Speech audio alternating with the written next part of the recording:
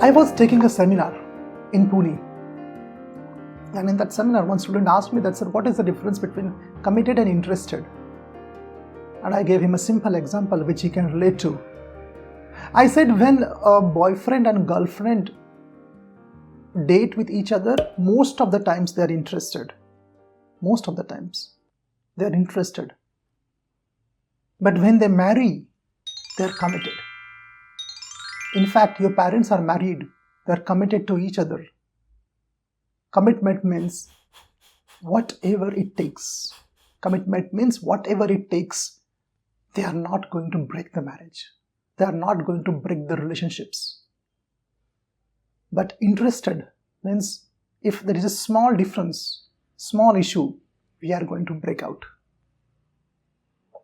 We are going to leave. We are going to split. Dear friends, commitment is the key for success in your life. If you want to be a good communicator, you have to be committed, not interested. Commitment means whatever it takes, I'm going to take the efforts to be a good communicator. Many people are interested in improving their communication, but very few people are committed. This is the problem.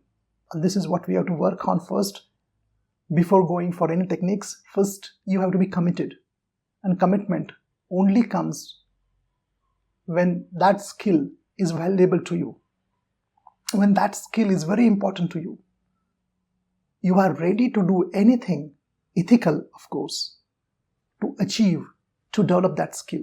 When that kind of attitude is there, you will give your 100% and be committed to improving your communication, your public speaking, your presentation skills, and of course, your relationships also.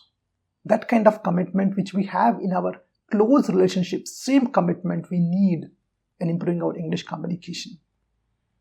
Hope you got my story, dear friends. Thank you. Goodbye.